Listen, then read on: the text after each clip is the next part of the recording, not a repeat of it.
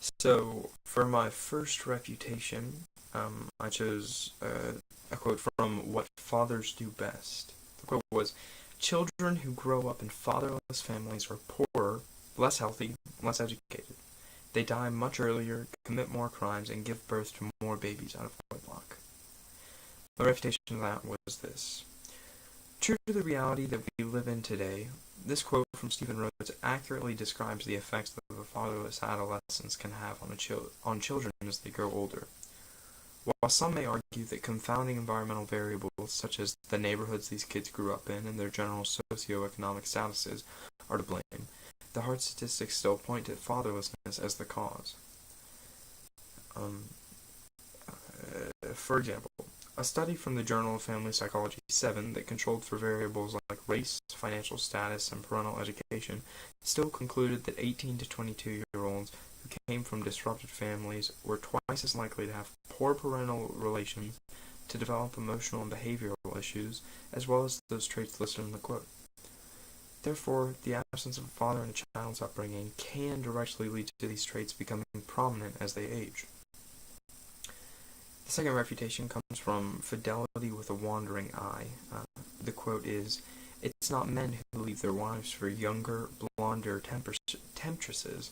It's women who leave their husbands for, well, just about anybody." My refutation of this was, Christina Naring, in this article, cites a study by the AARP to support her quote about women leaving their husbands more often, clarifying that 66% of divorced women said they initiated their separations. However, this statement holds no relevance to society today.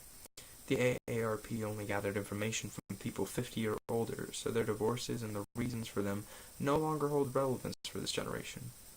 It merely sets a possible precedent for us to follow or break.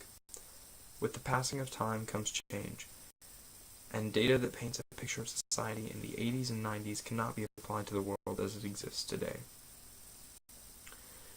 My third refutation was from The Good Enough Mother, and the quote is, "What the child care guru D.W. Winnicott once called the ordinary devoted mother is no longer good enough.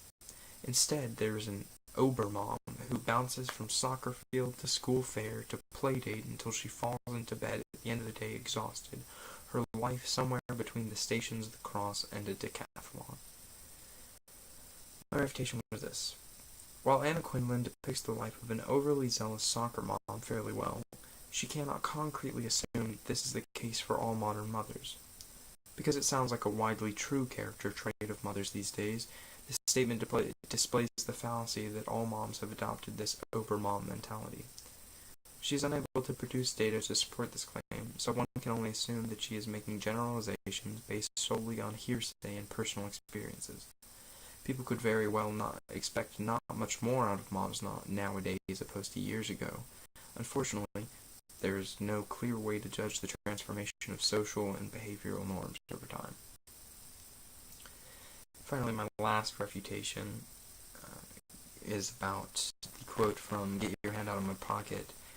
"As an independent woman, you should have no problem picking up the check or at least paying your way." To that, I said this. When Daryl James says this in his editorial copy, he is merely expressing his distaste for women who claim to be independent but won't always be paid for. However, many women and also men would argue that chivalry and modern dating precedents demand a man to pay for a date, especially when making an impression. According to surveys that online dating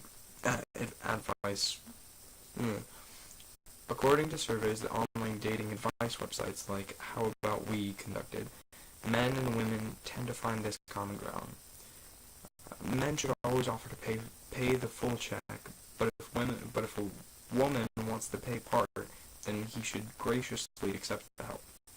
Besides, independent is such a broad term, and not all women who describe themselves as independent may fit the qualities of another person's definition of the word. And that is all